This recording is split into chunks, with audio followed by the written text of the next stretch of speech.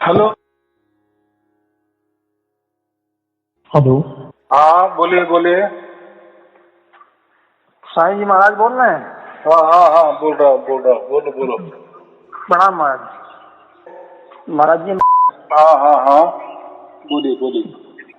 तो वही आपका हम सत्संग सुने हैं, तो वही हमने सोचा कि हम बात कर लें महाराज जी से कुछ। बहुत अच्छे बहुत अच्छे। क्या समझ में आया? समझ में तो आया है, सब कुछ हम सत्संग आपका सुने हैं। और एक चीज पूछना चाह रहे हैं आपसे थोड़ा कि आध्यात्म जो है ये बहुत ऊंची चीज है।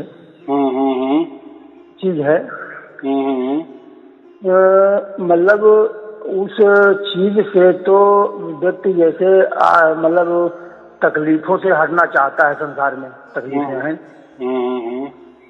तो मतलब इन मंत्रों से ये संसारी तकलीफें क्या हट सकती? नहीं हट सकती। वो एक प्रकार का ऐसा समझो, मन का टाइम पास है।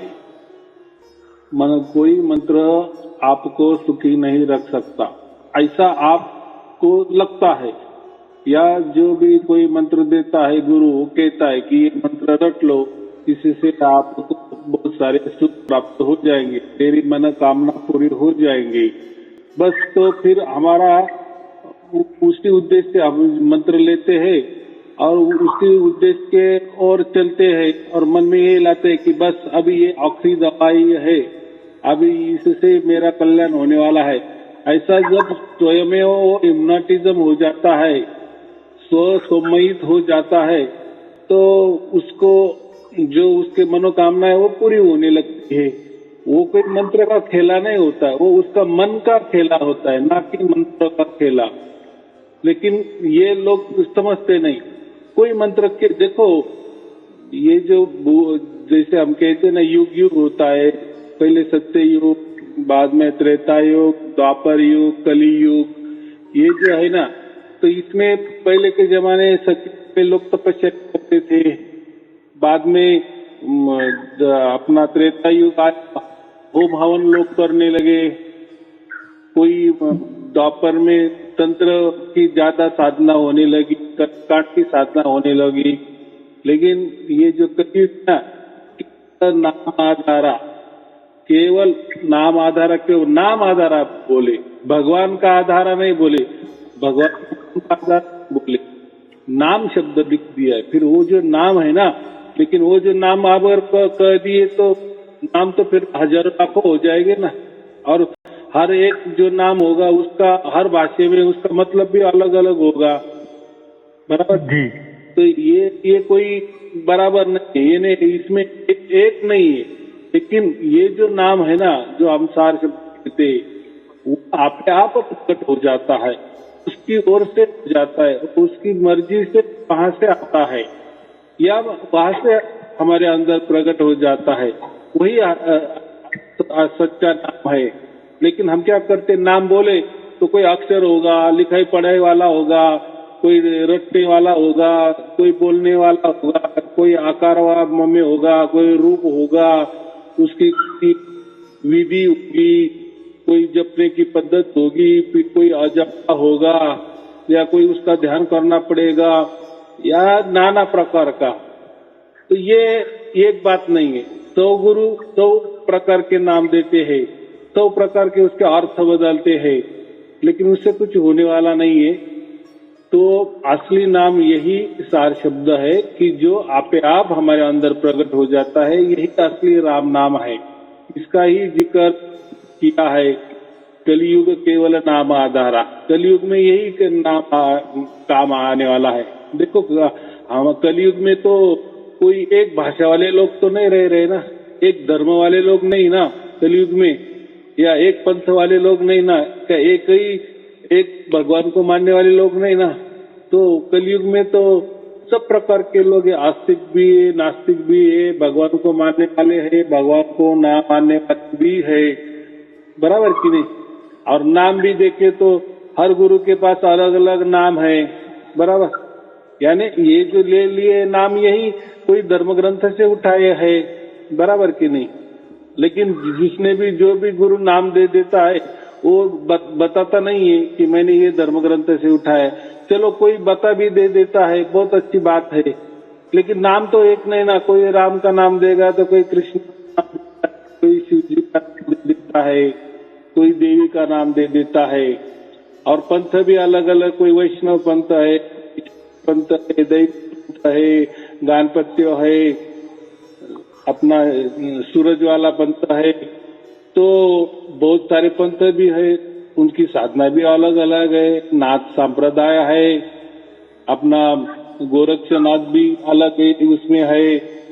तो गए हम उसमें अंदर तो बहुत बड़ा जंगल है और कोई का एक में का रिलेशन, लेकिन क्या है इतने जंगल में भटकना नहीं चाहते, भी एक वृक्ष का सहारा ले लेते, यानी कोई एक पंथ का सहारा ले लेते। फिर जिस पंथ से गए जुड़ाव हो गया उसको कुछ मिल जाते, फिर जब उसका ध्यान करते हैं, बस वो खेला शुरू हो जाता है। फिर जिसका दुख है दूर हुआ, ये मंत्र से हुआ, नई मंत्र से दुख हुआ तो फिर दूसरा गुरु करना, फिर दूसरा मंत्र लेना। देखो कोई ना कोई करके कुछ भी दिन ऐसे जाते, फिर वो जो दुख है वो आपे आप चला जाता है। लेकिन जिस दिन वो दुख गायब हो गया या उसकी मन कामना उसी दिन पूरी हो गई, तो फिर लास्ट में जो भी मंत्र रटता था ना, उस मंत्र पर उसका भरोसा हो जाता है, बराबर कि नहीं। ऐसा ही होता है वो। लेकिन ऐसा नहीं होता, हम जब 10वीं में जाते हैं ना, 10वीं पास होते हैं ना, तो वो 10वीं में पहली कक्षा का भी महत्व है, दूसरी का भी है, तीसरी का भी है, चौथी का भी है। एक एक करके हम 10वीं में जाते हैं ना। एक तो डायरेक्ट हम 10वीं में गए नहीं, बराबर कि नहीं। तो एक 10वीं माने पहली कक्षा से 10वीं तक कक्षा, इसको हम 10वीं कहेंगे, बराबर। ये ऐसी बात होती, बहुत सारे है, मंत्रों से कुछ होता नहीं है, हुआ भी नहीं है, मन का खेला है। कोई समझ जाता है मुझे इससे फायदा हो गया, फिर दूसरों को बताता है, सबको वही वैसा ही फायदा होता है, ऐसा कुछ नहीं है।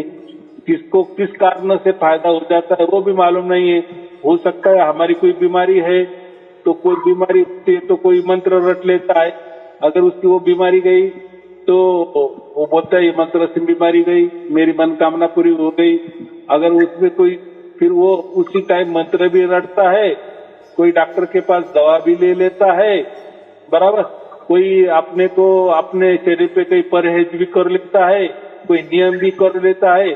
अभी जो भी रोग है वो चला गया, तो उसके लिए बहुत सारे कारण हो जाते हैं ना, एक कारण नहीं होता। वो कहता है मेरा तो रोग था लेकिन चला तो गया, फिर मंत्र के कारण चला गया कि डॉक्टर की दवाई के कारण चला गया, कि मैंने कुछ नियम बनाए, परहेज किए, उसके बदले चला गया, खान पान में बदलाव किए, उसकी वजह से चला गया, कि वातावरण बदल गया इसकी वजह से चला गया, कि मेरे विचारों से चला गया, कि किसी गुरु की कृपा से चला गया, या कोई देवता की कृपा से चला गया, ग्रह का इससे कोई चला गया, ग्रह की मेहरबानी हो गई। तो देखो इसमें बहुत सारा है, लेकिन ये कोई तो भी एक मान लेता है, बराबर। तो ये बातें होती है, तो उसमें जो भी हमारी मनोकामना पूरी हो जाती है ना, उसके लिए एक कारण नहीं होता। लेकिन लोग समझ लेते, हाँ ये मंत्रों से हो गया, हाँ ये गुरु से हो गया, बराबर की, गुरु से भक्ति से हो गया, बराबर की। या कोई बोलता है मेरे नसीब से हो गया, कोई बोलता है मेरे कष्ट से हो गया, कोई बोलता है मेरे भाग्य से हो गया। तो ये बहुत सारे कारण हैं। कोई तो एक कारण पकड़ लेता है और अपना दिनचर्या चला लेता है, चल रहा है संसार, ऐसा ही चल रहा है। लेकिन ऐसा एक ही होना चाहिए, किसी एक पे एक ही उपचार होना चाहिए, आपको सटीक बैठना चाहिए और वो सबके लिए लागू होना चाहिए। फिर उसमें कोई धर्म न होना चाहिए, कोई पंथ नहीं होना चाहिए, कोई गुरुगद्दी नहीं होनी चाहिए, कोई विचार नहीं चाहिए, कल्पना नहीं चाहिए, कोई कर्मकांड नहीं चाहिए, कोई तपस्या नहीं चाहिए, कुछ नहीं चाहिए। बस जो आपे आप होता है ना, वही असली धर्म है, वही असली हमारी मनोकामना पूरी करने वाला है। बाकी तो ये सब जंजाल है, जंगल है, सब ऐसी बात है। बोलो बोलो जी। हकीकत ये नाम की महिमा है कि मन की हकीकत जो है, हम मतलब आपसे जानना ये चाह रहे हैं कि आप तो समर्थ हैं। जब आप मतलब इस मंत्रों की महिमा शास्त्रों में भी है, वेदों में भी है, जो आप नाम बताते हैं, तो इसलिए और आप अब हम जैसे आपके द्वारा मंत्र प्राप्त है या जानकारी प्राप्त है, तो आप तो गुरुतुल्य हैं और गुरु का दर्जा आप दे या न दें, लेकिन अब जो कोई किसी से कोई शिक्षा मिलती है तो वो तो गुरु ही माना जाएगा। तो हम वो यही आपसे जानना ये चाह रहे हैं कि गुरु महिमा श्रेष्ठ है या नाम भक्ति श्रेष्ठ है। वैसे गुरु हम अपनी समझ से गुरु महिमा श्रेष्ठ मान रहे हैं कि गुरु जो बताए वो मतलब शिक्षा दे, तो वो तो महान है। बराबर है। आपने जो सवाल किए ना, देखो ये जो हमारे धर्म ग्रंथ है ना, ये बहुत लाखों के तादाद में है। धर्म के भी उपधर्म ग्रंथ है, पंथ के भी बहुत सारे उपग्रंथ है। हर एक धर्म में ऐसे समझो कि सैकड़ों प्रकार के ग्रंथ है, छोटे छोटे पंथ के भी है। तो उसमें हमें नहीं जाना। अभी बात की है आपने मंत्र की, ये मंत्र की महिमा सभी में गाई है। कोई इसमें ज्यादातर गुरु की महिमा गाई है, तो किसने कोई कर्मकांड की महिमा गाई है, किसने कर्म प्रधान ही लगाया है कि कर्म करने से सब कुछ होता है। कोई अपना भाग्य पे आधारित ही लोग करते हैं। जैसा हमें शिव का ग्रंथ पढ़ लिए तो उसमें शिव ही सबसे बड़ा है जी।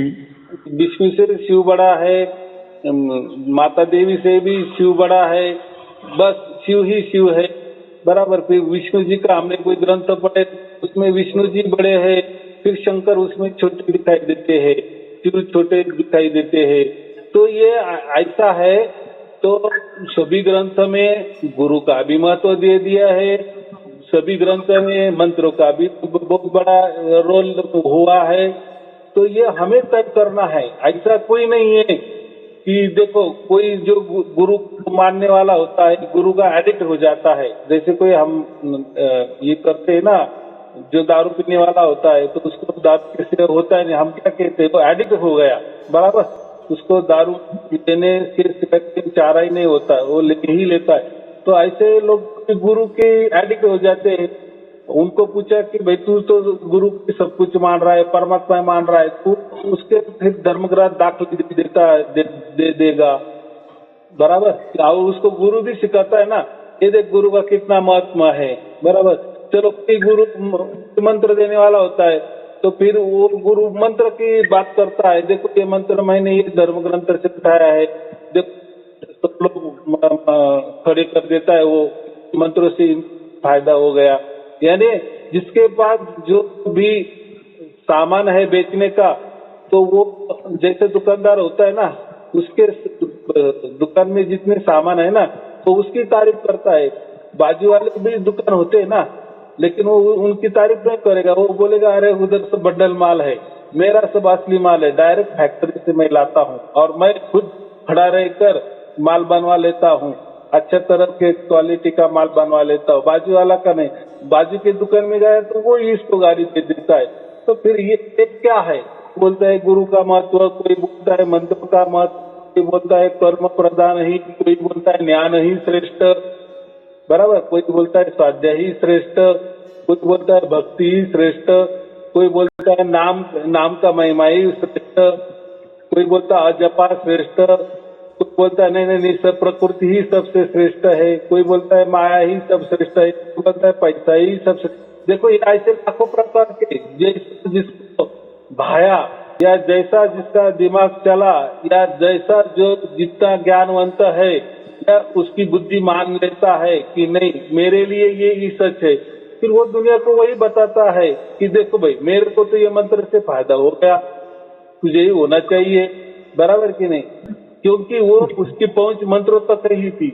वो कभी बाकी इसमें गया ही नहीं, तो वो वही बात करेगा।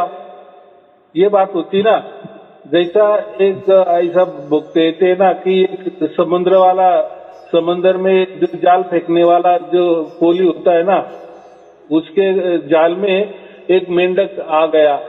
मासे जैसे आते हैं ना मछली, वैसी वो मछली में एक मेंढक भी आ गया। तो वो क्या कहे कि अभी ये मेंढक तो वापिस मैं समुद्र में फेंक दूं, चलो ये कुआं है ये नजदीक, उसमें वो मेंढक को डाल दिए, बराबर अपने अपने मछली निकाल लिए। तो जैसे वो कुआं के अंदर वो मेंढक गिर जाता है, तो उसमें एक पहले से एक मेंढक था, तो बराबर है। अब ये तो नया मेहमान आ गया, तो वो पूछता है तू कहाँ से आया? वो बोला मैं समंदर से आया, सागर से आया। बोला सागर क्या होता है? वो बोला वो बहुत बड़ा होता है। वो बोला ये जो पानी है इससे बड़ा होता है कि नहीं ये तो कुछ नहीं, तो बहुत बड़ा। तो इतना बोलता है तो सागर से आया है ना, लेकिन ये जो कुपमंडूक है ये तो उसकी पहुंच उतनी है ना, उस तालाब में ही था ना, या उसको हम क्या बोलते नहर में ही था, तो वो उसकी पहुंच उतनी, तो उतना ही कल्पना करेगा। सागर की कल्पना कभी नहीं करेगा। सागर की तुलना और उस तालाब की तुलना हो ही नहीं सकती। इसी बात है, हर कोई एक को पकड़ के रखता है, कोई गुरु को भी पकड़ के रखता है, कोई मंत्र को भी पकड़ के रखता है, कोई धर्म ग्रंथ को भी पकड़ के रखता है, कोई भागवत को पकड़ के रखता है, कोई रामायण को पकड़ के रखता है, कोई महाभारत को पकड़ के रखता है, कोई नाथ पंथ को पकड़ के रखता है। तो ये ऐसा बोलते है ना, तो कितने भी दिन बोलते रहते, तो जिसको जो बहा लेता है वही वो स्टॉप हो जाता है। लेकिन दुनिया ये रंग बेरंगी है, बराबर, हर प्रकार के रंग है।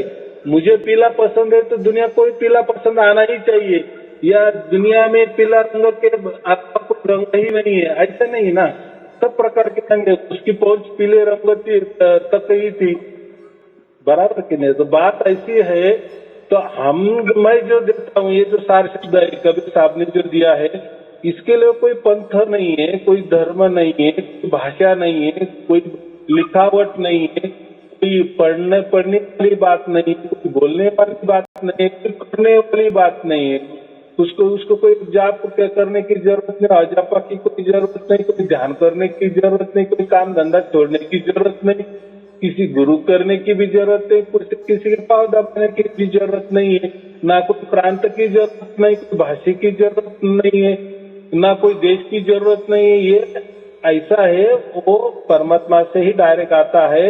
इसीलिए उसको कोई धर्म नहीं, कोई पंथ नहीं, कोई गुरुगद्दी नहीं, कोई गुरु परंपरा नहीं है, और वो उसकी ओर से आता है। वही असली राम नाम होता है।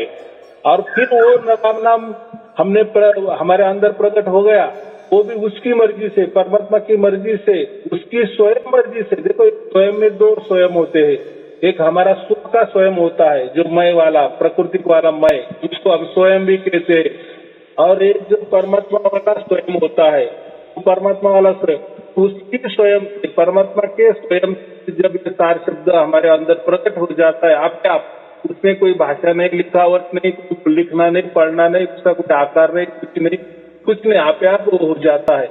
वो आप जो प्रकट होता है, एक बार प्रकट हो जाने के बाद ये मंत्र, ध्यान, धारणा, कर्म कांड, ये कोई चक्कर उसमें आता ही नहीं। ये ज्ञान वाली बातें, जाप वाली बातें, नाम वाली बातें, कोई वैष्णवी समझो, कोई शैव पंथ वाले समझो, ये बातें उसमें नहीं है। ये सब अलग ही है, उसको कोई धर्म पंथ की ये नहीं है, बराबर। लेकिन वो जब प्रकट हो जाता है ना, तब हमें पता चलता है, अरे इसके लिए कोई भाषा भी नहीं है, कोई बोलना भी नहीं पड़ता, कोई रटना भी नहीं पड़ता, हम उसको लिख भी नहीं सकते, उसको बोल भी नहीं सकते, उसको सुन भी नहीं सकते, आप देख भी नहीं सकते। ये जब वो प्राप्त हो जाता है ना, तो फिर वो मजा अलग रहती है। फिर हमें समझता है कि हाँ कोई भी परमात्मा है, और बराबर उसकी ओर से हमारे पास आ जाता है, और वो हमारा भाग्य का खेला होता है। हमारा भाग्य जब हो जाता है तो परमात्मा बराबर प्रकट हो जाता है, तो वो समझता है, और वो सहज में प्रकट होता है। देखो, अभी लोग कहेंगे ऐसा कैसा, इतना बड़ा परमात्मा ऐसा कैसा सहज में हो जाता है, क्योंकि इसके पहले ये कलयुग छोड़ के पहले ये प्राप्त करना इतना सहज बात नहीं थी। लेकिन अभी कैसा, ये कलयुग का अंत आने वाला है ना, नजदीक है, बहुत नजदीक है, तो इसमें फिर परमात्मा सब कुछ फ्री छोड़ देता है, ऐसा समझो, उसको प्राप्त हो जाता है, या उसका जो राज है वो खुलवा देता है, खोल देता है। बस अभी हमारा नंबर हो गया, हमको मिल गया राज, और वो सब तो इसीलिए अभी लाखों करोड़ आप वो प्राप्त हो रहा है, फिर इसके पहले क्यों नहीं हुआ? लेकिन परमात्मा तो बताते भी थे, है धर्म ग्रंथ में ऐसा लिखा भी है कि ना मैं जप में, ना मैं तप में, ना इसमें मैं उसमें, इसमें कुछ भी नहीं है, बस मैं विश्वास में हूँ। तो बस विश्वास क्या है हमारा? वो प्राकृतिक वाला विश्वास नहीं है, एक दूसरे के ऊपर हम विश्वास रखते वो वाला नहीं है। कोई गुरु बोलता है ना मेरे पर वो विश्वास रख, मेरे मंत्र पर विश्वास रख, इसमें ये विश्वास वाली बात नहीं, ये प्रकृति वाला विश्वास नहीं है। खुद उसका विश्वास, परमात्मा का विश्वास वो प्रकट हो जाता है, वो विश्वास से ही प्रकट हो जाता है कि वो विश्वास में मैं हूँ, तो वो विश्वास से ही परमात्मा होता है, उसको हम सार शब्द कहते हैं। और वो आपे आप उसकी ऊपर से, मैंने परमात्मा हमारे ऊपर विश्वास रखता है, बराबर। हम क्या रखने वाले हैं परमात्मा के ऊपर विश्वास? हम तो, और कौन रखता है परमात्मा के ऊपर विश्वास? आप 10 लोग मूर्ति पर विश्वास रखता है, कोई गुरु पर विश्वास रखता है, कोई मंत्रों पर विश्वास रखता है, कोई ज्ञान पर विश्वास रखता है, कोई कर्मकांड पर विश्वास रखता है, बराबर। हर एक के अलग अलग विश्वास, हजारों लाखों प्रकार के विश्वास, तो विश्वास तो एक ही होना चाहिए ना। हाँ, तो ये परमात्मा का विश्वास है, वो उसकी ओर से हमारे अंदर उतर जाता है, बस। और उसके लिए फिर अंदर उतर जाता है, उसका मतलब कोई आग दबाना, कान दबाना ये नहीं होता, उसके लिए इसकी जरूरत नहीं होती। तो आप हमें समझो कि महसूस की हमें 24 घंटे होने लगती है, निरंतर होने लगती है, अखंडित होने लगती है, और वो हम ही उसके साक्षीदार होते हैं, हम ही उसके गवाही होते हैं। देखो फिर हम हमारे ऊपर विश्वास रखेंगे, ऊपर विश्वास रखेंगे। अच्छा ठीक, इसके पहले हमने बहुत सारे मंत्र भी करके देखे, बहुत सारे गुरु भी करके देखे, बहुत सारी साधना भी किए, बहुत सारे नियम भी हमने किए, बहुत सारे बंधन में भी रहे, बराबर कि नहीं? बहुत सारे हमने ऐसे शरीर को कष्ट भी दिए। क्या हुआ? 50-60 बरस उसमें गए, गुरु भी गुजर गया, या गुरु भी कहीं जाके बैठ गया, कोई गुरु जेल में गए, कोई गुरु मर गए, कोई गुरु का तो आता पता ठिकाना नहीं है। तो क्या क्या मिला 50-60 बरस में? हमें कुछ मिला नहीं ना।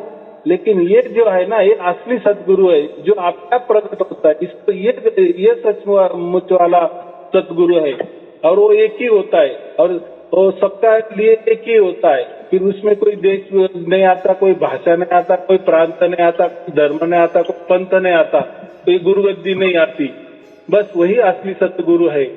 उसको शब्द गुरु कहते हैं। शब्द गुरु का माने, शब्द माने ये जो हम बोल रहे हैं इसको भी शब्द कहते हैं, लेकिन वो जो उसका शब्द है ना, वो निशब्द है, बराबर, क्योंकि वो उसकी ओर से प्रकट होता है शब्द। और ये जो हम बोल रहे हैं और आप सुन रहे हैं ना, ये जो शब्द है, क्या आप बोल रहे हैं मैं सुन रहा हूँ, ये जो शब्द है तो हम प्रकट हो गए, हो रहे ना, और नष्ट भी हो रहे, क्षण नष्ट हो रहे, बोल भी रहे, प्रकट भी हो रहे, एक क्षण के लिए रुक भी रहे, और बाद में एक क्षण के लिए बाद में नष्ट भी हो रहे। ऐसे लाखों प्रकार के, आप जो प्रकार के हम शब्द बोलते, तो ये शब्द नहीं, ये प्राकृतिक वाले शब्द, इसलिए इसको प्रकृति वाला शब्द का है। लेकिन वो शब्द की बात की है, उसको शब्द नहीं कहा, वो निशब्द ही है। क्यों? तो ये प्रकृति के परे वाला है ना, वो परमात्मा का शब्द है, बराबर। हाँ, वो शब्द से तो ये दुनिया प्रकट हो गई, वो शब्द से ये दुनिया प्रकट हो गई। लेकिन ये खुद में खुद है ना, जैसा एक बाप होता है, वो बच्चे भी पैदा करता है, प्रॉपर्टी भी पैदा करता है, लेकिन बाप कोई प्रॉपर्टी में बैठ नहीं जाता, घुल मिल नहीं जाता, या बच्चे के अंदर बाप घुल मिल नहीं जाता, बराबर। जब वो प्रकट करता है, बाप एक प्रॉपर्टी प्रकट करता है, बच्चे भी प्रकट कर देता है, बराबर।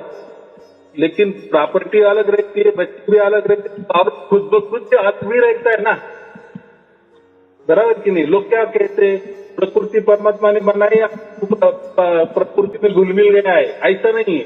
यानी ये प्रकृति उसका प्रकट स्वरूप है, ऐसा नहीं है। मैंने क्या कहा, एक बाप, बराबर, वो प्रॉपर्टी कमाता है, बहुत सारी स्टेट कमाता है, बराबर, बच्चे भी पैदा करता है, बराबर कि नहीं? तो जी। वो खुद ब खुद अलग ही रहता है ना, प्रॉपर्टी भी अलग ही रहती है ना, बच्चे भी अलग ही होते हैं ना, कि बाप पैदा करके उसमें घुल मिल जाता है क्या प्रॉपर्टी में? ऐसा नहीं। तो बाप कहता है कि हाँ ये मेरी प्रॉपर्टी, ये मेरे बच्चे है, बराबर कि नहीं?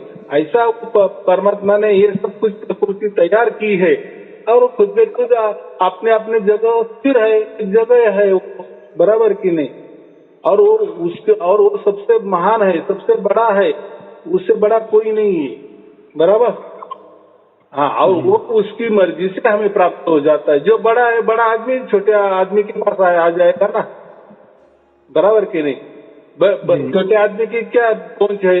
हमें आता अमेरिका जाना है, हमारे पास पैसे नहीं तो हम कैसे क्या जा सकते हैं, बराबर? लेकिन कुछ कार्यक्रम के लिए समझो वहां का प्रेसिडेंट अगर यहाँ आ गया तो फिर उधर जाने की कोई जरूरत नहीं है, बराबर कि नहीं? ऐसा कभी आता है कि नहीं? ऐसा कोई माहौल तैयार हो जाता है ना, कभी कभी आ जाता है कि नहीं? बड़ा आदमी भी हमारे गांव आ जाते हैं कि नहीं?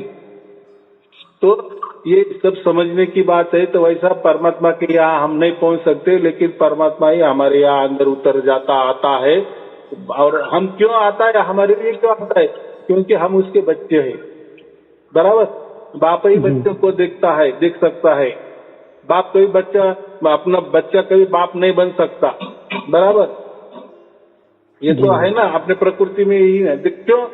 क्योंकि बाप की उम्र और बच्चे की उम्र मरते दम तक सेम टू सेम रह जाएगी ना। अभी आपकी उम्र कितनी है और आपके बच्चे की उम्र में 25 साल का फासला है, बराबर?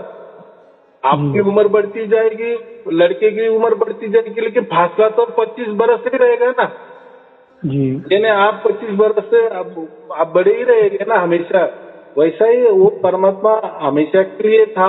हम तो अब भी पैदा हो गए प्रकृति में और हम मर भी जाएंगे, लेकिन परमात्मा तो आदि अनादि है, बराबर? अनंत काल के लिए है वो। तो हमें वो अगर प्राप्त हो गया, वो उसकी ओर से प्राप्त हो जाता है, हमारी ओर से नहीं प्राप्त और होता है।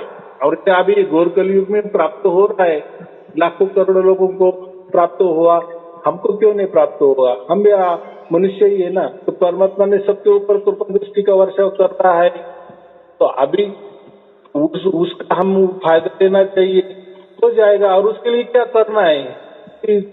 गुरु नहीं करना है, कोई धर्म के अंदर जाना नहीं, कोई पंथ के अंदर जाना है, कि आपकी जाति बदलनी नहीं है, कि आपको कोई गांव नहीं छोड़ना है, और कोई घर बैठे भी आपको कोई करना भी नहीं है, उसके लिए खर्चा भी नहीं है, कहीं जाना नहीं, कहीं आना नहीं, कहीं खर्चा नहीं, घर बैठे ऑटोमेटिक परमात्मा आपके अंदर उतर जाता है। वो तो वही उसको सार शब्द कहते हैं। और होता है वो चमत्कार थोड़ा देखने लायक है। तो उसके लिए क्या करना है? मैंने जो भी प्रवचन बनाया तो उसको सुनते रहो, कितना सीधी बात है। सुनते सुनते देखो कैसा चमत्कार होता है। देखो ये सुनना में भी एक निमित्त मात्र है। आप बोलेंगे यार इतना परमात्मा अगर हो रहा है तो ये सुनने की भी झंझट नहीं चाहिए यार, ऐसा तो नहीं ना। देखो कुछ भी हम भी हमारे बच्चे के पालन पोषण करते हैं, हमको तो कष्ट तो करना ही पड़ता है ना, बराबर कि नहीं? कोई कष्ट करेंगे, कोई नौकरी करेंगे, 2 पैसा कमाएंगे तो संसार चलेगा ना। तो आज एकदम नहीं कहना ना कि देखो आप तो परमात्मा के पास नहीं जा सकते, इतना बड़ा परमात्मा तो आपके अंदर उतरता है ना। उसके लिए कितना छोटी शर्त है, कितनी छोटी बात है, बस तो सुनते रहना है। यानी जो हमारा ये दिमाग है ना, ये भर गया ना मंत्र से, तंत्र से, गुरु से, विचारों से, कोई चालाकी से, जो भी ये सब हमारे दिमाग के अंदर बहुत कचरा भर गया है, खाली करना है हमें बस। जैसे आप प्रवचन सुनते जाएंगे आपका कचरा पूरा खाली होते जाएगा और परमात्मा की कृपा दृष्टि का ये बराबर वो बढ़ता जाएगा आपके मस्तिष्क में, बस बराबर उतर आता है। परमात्मा का हमने जगह ही नहीं की है। देखो एक घड़ा भरा है पानी से ही और उसमें आप तालाब में लेके गए तो क्या तालाब का पानी उसके अंदर आने वाला है या समंदर का पानी उसके अंदर आने वाला है? क्योंकि पहले पानी से घड़ा भरा है ना, तो पहला वो घड़ा खाली करना पड़ेगा, तो फिर सागर का पानी आ जाएगा या तालाब का पानी उसमें आ जाएगा। वैसा ही ये परमात्मा का है ना। परमात्मा के लिए ये जो हम हमारी ओर से जितने भी झंझट की है ये भूसा भरा है ना, ये हमारी ओर से भरा है, हमने मंत्र हमने ले लिए, बराबर कि नहीं? गुरु हमने किए हैं, बंधने हमने हमने हमारे ऊपर लगा लिए है, हर चीज हमने हमने हमारे दिमाग में भरी है। लेकिन परमात्मा के लिए ये सब कुछ हटाना पड़ेगा, कुछ करना ही नहीं, कुछ करना ही नहीं, कुछ करना ही नहीं है। क्या करना है? बस प्रवचन सुनते रहना। फिर देखो हमारे अंदर जो है कचरा बराबर निकल जाए, आप आप होता है सब, और आप परमात्मा प्रकट होते, आप ही बोलते, फिर आप ही मुझे फोन करेंगे, अरे यार वो तो सारे मुझे प्रकट हो गया। जैसे अभी लाखों करोड़ों लोग बोलते हैं, प्रवचन में बोलते हैं कि नहीं ऑनलाइन में। हाँ, तो ये बात होती है। तो आपको भी चिंता मत करो, और अभी वक्त नहीं है इतना कि अभी ये नाम जपू क्या वो नाम जपू क्या, अभी छोड़ दो, क्योंकि अभी परमात्मा सोचने वाला हमारे अंदर होता है ना, अभी वो ले लो ना, उसका फायदा उठाओ ना। हाँ, इसके पहले वो नहीं था, ये मंत्र तंत्र के गुरु के सहारे चलता था सब कुछ, वो बात अलग थी। टाइम की बात अलग है ना, अभी की बात अलग है। अगर सुख में परमात्मा मिल रहा है, अभी वो झंझट में क्यों पड़ना, मंत्र तंत्र की गुरु की झंझट में, ज्ञान लेने के झंझट में, बराबर कि नहीं? ऐसा मेरा कहना है। देखो आपको नहीं कुछ हो गया तो छोड़ दो, उसमें तो कोई खर्चा तो आपको आने वाला नहीं ना, प्रवचन सुनने के लिए आपको कोई खर्चा भी नहीं होने वाला है, बराबर कि नहीं? लेकिन देखो तो सही, सचमुच में ये घोर कलयुग में ऐसा होता है क्या? परमात्मा सचमुच में मेरे अंदर प्रकट होगा क्या? मैं तो इतना बड़ा पापी हूँ, ऐसा कैसा होगा? ऐसा नहीं, सब लोग पापी ही है। देखो ये जो है ना, ये पृथ्वी है ना, ये हम क्या बोलते उसको दुखालय कहते, सब लोग दुखी है, पापी है, बराबर। लेकिन अभी देखो हम कितने ही पापी हो, लेकिन परमात्मा हमारे लिए प्रकट हो जाता है, बराबर। उतना तो विश्वास रखो, वो तो उसकी ओर से प्राप्त होने वाला है ना। ये बहुत बड़ा मामला है, आपकी ओर से नहीं, आपकी ओर से करने गए तो आपको संशय आएगा, मैं तो इतना बड़ा पापी में से कैसा क्या प्राप्त हो गया, मैंने जो भी कोई चालाकी से प्राप्त किया क्या? नहीं, वो उसकी ओर से प्राप्त होने वाला है आपको। वो आप बच्चे को ये नहीं देखता कि मेरा बच्चा कितना पापी है क्या है, आपको अगर भाग्य हो गया ना, वो बराबर पहचानता है और वो बराबर प्रकट हो जाता है, बराबर। वो उसका काम है, वो उसकी लीला है, लेकिन वो लीला तो जानो, ऐसा मैं बोल रहा हूँ। चलो ठीक है, फिर क्या और तो पूछना है? जी हो गया, जी। समाधान हो गया आपका? हाँ, समाधान तो हो गया। बहुत प्रसन्न हुए आपकी मतलब ये अमृत सुन के।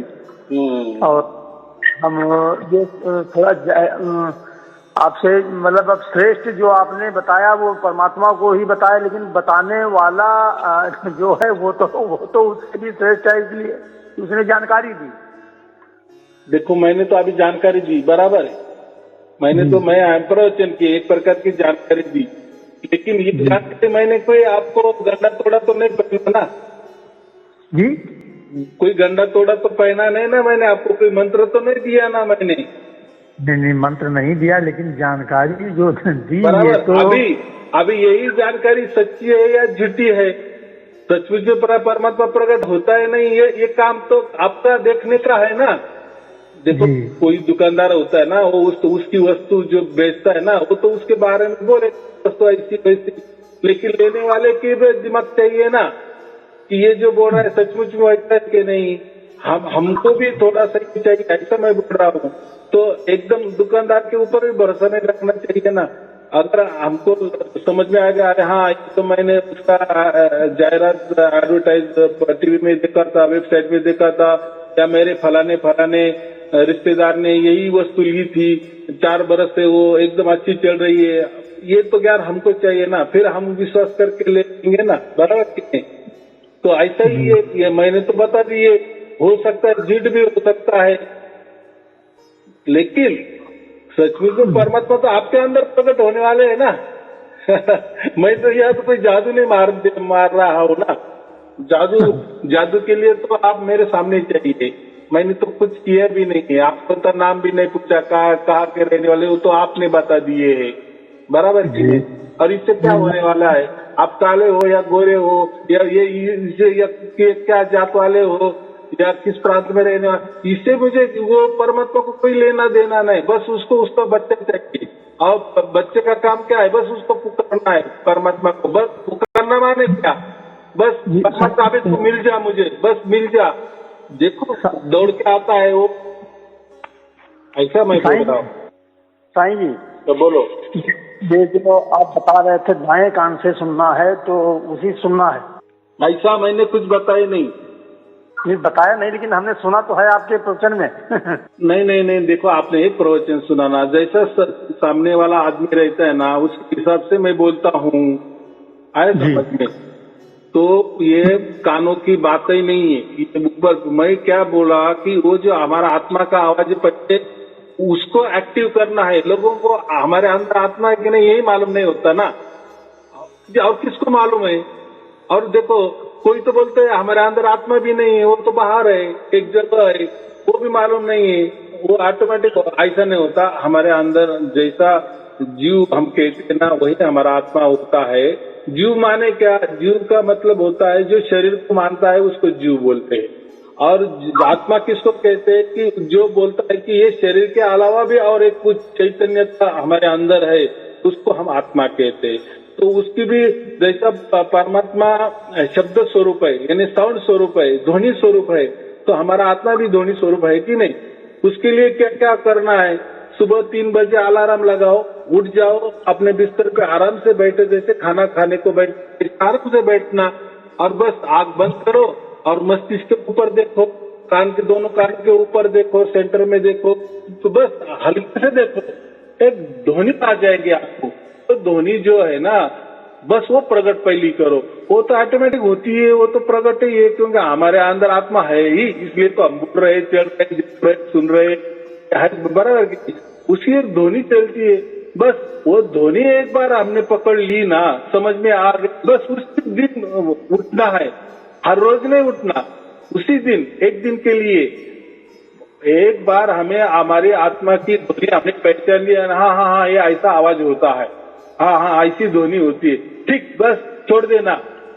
वही ध्वनि जब आत्मा की ध्वनि सुनते हैं ना, वही सिग्नल पहले परमात्मा को जाता है कि मेरा बच्चा मुझे पुकार रहा है। देखो इसमें इतना गहन विषय है, मैंने तो बोल दिया 1 मिनट में, लेकिन उसमें इतनी बड़ी शक्ति है कि जब हम पहले हमारे आत्मा की आवाज सुनते हैं ना, वही आवाज को सुनना पुकार बन जाती है। और किसको लिए पुकार बन जाती है? परमात्मा के लिए वो पुकार बन जाती है। परमात्मा को पहला स्पर्श हो जाता है उसका, ये पुकार उसको कानों तक जाती है, ऐसा समझो, परमात्मा के कानों तक। बस काम हो गया हमारा, फिर छोड़ देना।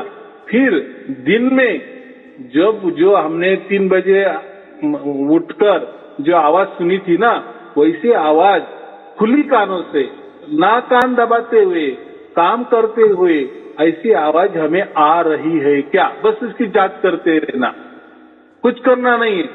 आई आवाज, नहीं आई, अरे आई 5 मिनट के आगे चली गई, कोई बात नहीं, हमारा काम करते रहना।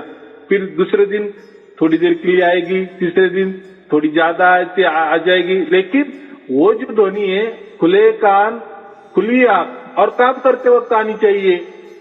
तो फिर देखो परमात्मा बराबर आपकी ओर बराबर आते जाएगा। हो सकता है कभी एक दिन में 1 घंटे के लिए आएगा, 2 घंटे के लिए आएगा, लेकिन बाद में उसका कालावधि बढ़ता जाएगा, कम ज्यादा होता जाएगा, बराबर। वही सार शब्द वाली ध्वनि होती है, बाद में वो 24 घंटे पर हमेशा के लिए होती है और अखंड हो जाती है, निरंतर हो जाती है, अनंत काल के लिए हो जाती है। हो गया जितने जी परमात्मा से जुड़ा, इतनी सहज बात है, बराबर। तो होगा, होगा होगा। और अभी ये विषम के बाद सबको हो रहा है, इसके पहले नहीं होता था। इसके पहले तो बहुत ऐसे लोगों ने 7-7 साल कान बंद करके वो आवाज भी 3-3 बजे उठते भी थे, लेकिन उनका कोई 24 घंटे कभी नहीं आई। उनके लिए उनको ध्वनि सुननी है तो उसके लिए उनको कान दबाने ही पड़ते हैं, तभी वो ध्वनि सुनाई देती है। और वो ध्वनि हमारे हाथ की होती है, वो कोई बहुत बड़ा ये नहीं है, कोई रॉकेट साइंस नहीं है हमारे आत्मा की ध्वनि सुनना, तो छोटा बच्चा भी सुन सकता है। लेकिन ये जो दिन में काम करते समय एक मन हमारा काम कर रहा है, बराबर, रोजी रोटी का पेट भर रहे, काम भी कर रहा है, और काम करते वक्त हमारा कान तो खुला ही रहता है, आंख खुली होती है ना, तो भी काम होता है ना।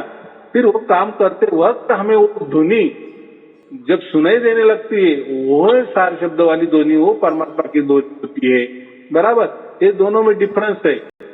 लेकिन पहली वाली जो ध्वनि है, जो मैंने 3 बजे कहा कि जो आप दिल के लिए सुनेंगे, वही ध्वनि खिंचलाती है, ऐसा समझो।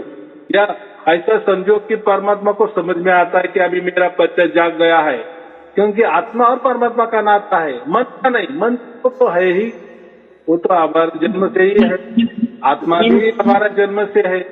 लेकिन हमें ये गुह्य मालूम नहीं था ना, ये राज मालूम नहीं था ना, बराबर, ये भेद मालूम नहीं था ना। ये तो कबीर साहब ने बता दी ना, ये भेद है। फिर ये भेद जब हमें मालूम हो जाता है, बस सबको मिल रहा है परमात्मा। बराबर, तो अभी एक काम करो, आपको वो भी नहीं समझ में आ रहा है तो वो भी छोड़ दो, बस प्रवचन सुनते रहो। प्रवचन सुनते सुनते भी वो आपको हो जाएगा। बस इतना सहज बात है जी। साईं जी महाराज, एक चीज है, हाँ। ये 3 सुबह बताए हो वो विशेष है क्या कि 24 घंटे जो आने लगेगी वो भी उसी टाइप में है? नहीं, देखो बहुत बड़ा डिफरेंस होता है। जो 3 बजे आप सुनेंगे ना अपनी आत्मा की आवाज, वो आवाज थोड़ी बड़ी होती है। बराबर जी। ऐसा समझो कि थोड़ी तकलीफ दे भी होती है, लेकिन हमारे आत्मा है ना, और हमें उसका ये हो जाता, आदत हो जाती है, तो उतना कुछ हमको ये नहीं लगता। लेकिन ये जो दिन वाली जो आएगी, परमात्मा वाली जो ध्वनि आएगी, निरंतर अखंडित होने वाली, वो बहुत सूक्ष्म होती है।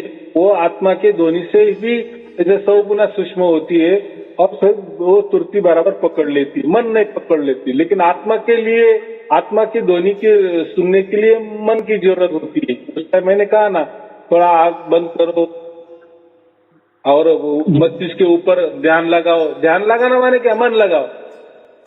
वो मन के द्वारा आत्मा की ध्वनि सुनी जा सकती है, लेकिन परमात्मा की ध्वनि के लिए मन की जरूरत नहीं होती।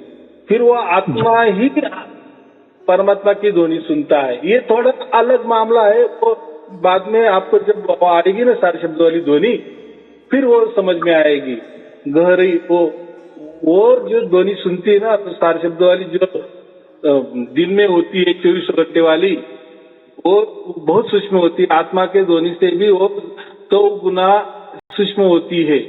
बराबर, हाँ। और वो जो कौन सुनता है, वो हमारा आत्मा सुनती है, उसको हम श्रुति कहते हैं। वही श्रुति ही वो सुन सकती है, बाकी मन नहीं सुन सकता। मन आत्मा की ध्वनि सुन सकता है, वो भी रात का टाइम। उसके लिए मन रात्रि में सुन सकता है 3 बजे, और दिन में वो सूरत सुन सकती है, आत्मा सुन सकती है। हाँ, बराबर, अभी बराबर बोले। ये ने जब दिन में जो सुनाई पड़ती है वो आत्मा की धुन है, मतलब आत्मा ही सुन सकती है। आत्मा, हाँ, आत्मा समझता है, आत्मा पकड़ता है।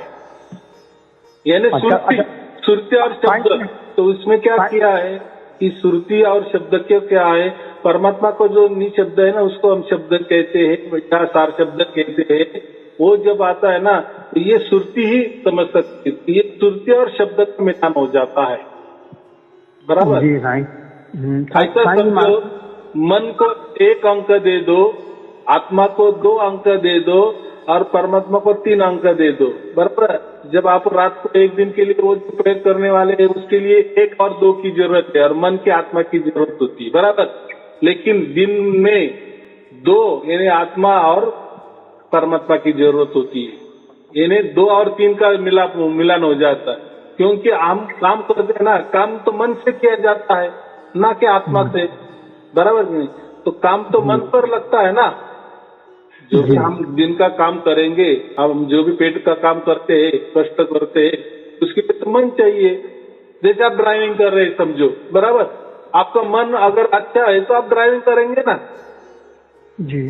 अगर मन इधर उधर गए तो एक्सीडेंट हो जाएगा।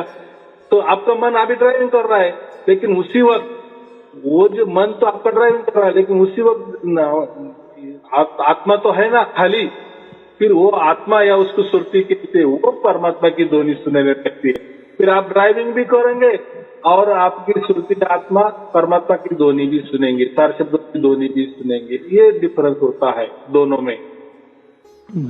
हाँ, अगर इसमें आप रात को अगर आपने सुनने की कोशिश की, तो फिर रात को क्या आप तो कुछ काम भी नहीं कर रहे, कुछ भी नहीं कर रहे, फिर आपका मन तो खाली है। तो मन तो फिर वो आत्मा की ध्वनि सुनेगा, सार शब्द वाले कैसे सुनेगा? नहीं सुनेगा ना। जी ये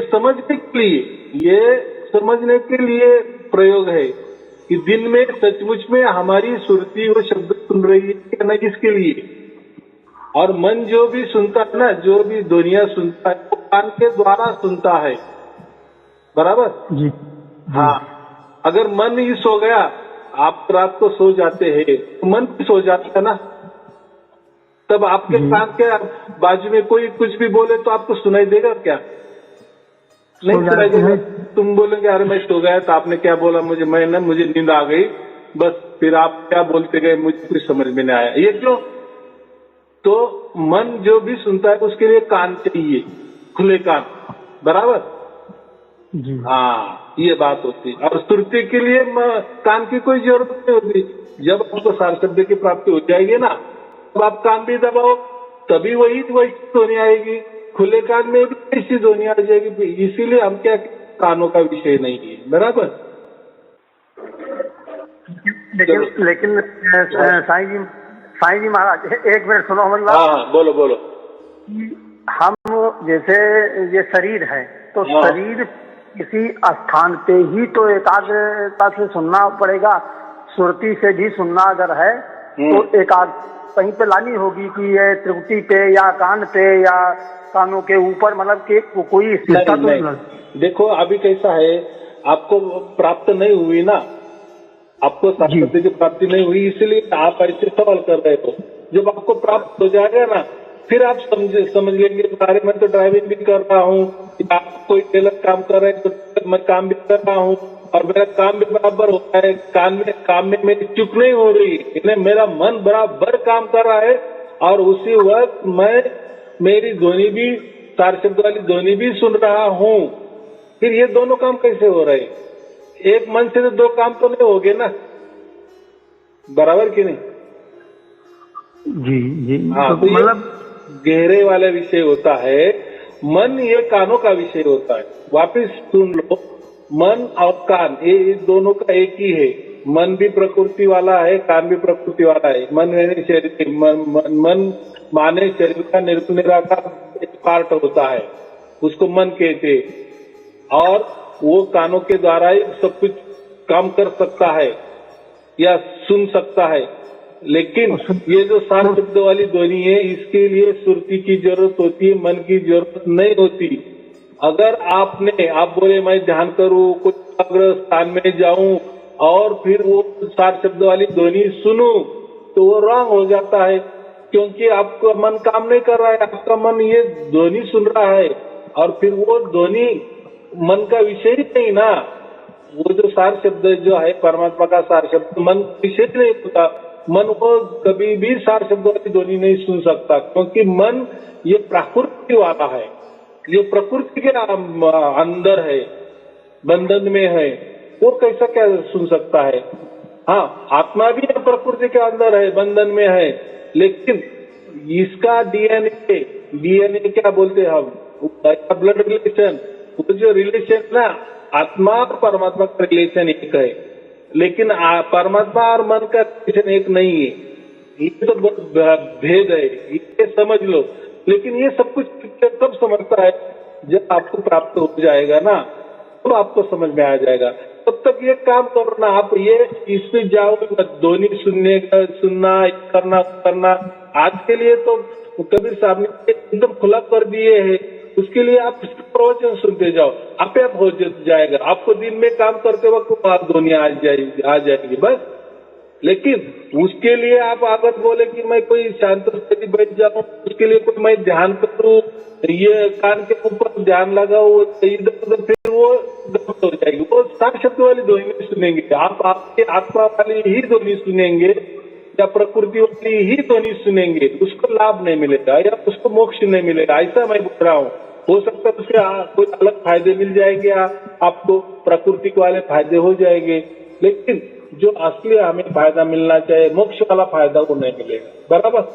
और उसका आपको आदत लग जाएगी, फिर वो ध्वनि सुनने के लिए आपको मन की जरूरत पड़ेगी हर टाइम। लेकिन ये सार शब्द ऐसा नहीं है। राम हमारा जाप करे और हम बैठे आराम, इसलिए कहा है, वो अपने आप हो जाता है। लेकिन जब वो प्राप्त हो जाने के बाद तो उसके लिए अभी कुछ दिमाग में मत लाओ, ज्यादा चालाकी करना ही नहीं। देखो परमात्मा के लिए चालाकी चलती नहीं, उसके लिए सिर्फ भाव चलता है।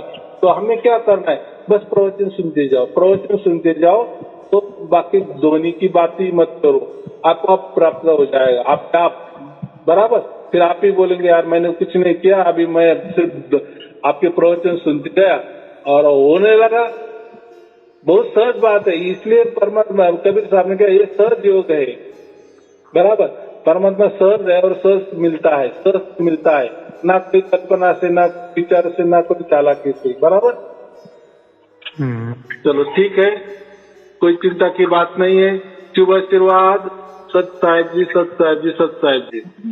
साईं जी महाराज, साईं जी महाराज। हाँ बोलो बोलो।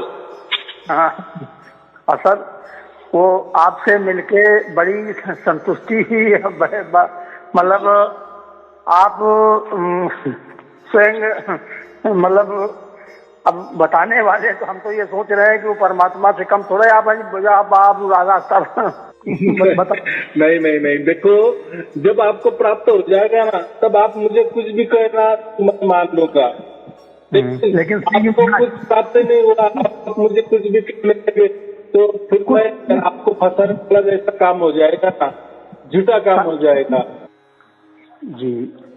बस तो सही आपकी दया कृपा अगर मिल गए तो हम तुम जान लो बहुत कुछ हम प्राप्त होगा, और आपकी वहाँ दया कृपा की याचना है। और स्वामी कभी फोन अगर हम लगाई दी कोई दिक्कत तो आपको नहीं हुई कभी? नहीं नहीं, कोई नहीं होगी, लेकिन मुझे इतना ही कहना है कि पहले आप प्रवचन सुनते जाओ। प्रवचन ये जो है ना, एक प्रकार की गुरुबानी है, इससे क्या हो जाएंगे आप और आपका परिवार पूरी तरह से शुद्ध पवित्र बनते जाएगा, और जो ना होने काम आपके होने लगेंगे, आपकी पूरी मनोकामना पूरी होती जाएगी। लेकिन क्या होता है, हम विश्वास में रखते और सब कुछ जल्दी और रेडीमेड चाहते, और इसमें सब गड़बड़ हो जाती है। रेडीमेड जल्दी मिल जाता है, 2 दिन का सुख मिल जाता है, लेकिन 20 दिन दुखी होना पड़ता है। तो इसलिए कोई डरने की चिंता की बात नहीं है, अभी इतना ही करो, बस प्रवचन सुनते चलो, बाकी कुछ मत करो। देखो जैसा ये पाठ होता जाएगा आपके घर में, प्रवचन सुनने का पाठ शुरू हो जाएगा, फिर आपकी परिस्थिति देखो क्या होती है। बस अभी इतना मैं कहता हूँ, यही मेरी मदद है। चलो ठीक है, शुभ आशीर्वाद। सत साहिब जी, सत साहिब जी, सत साहिब।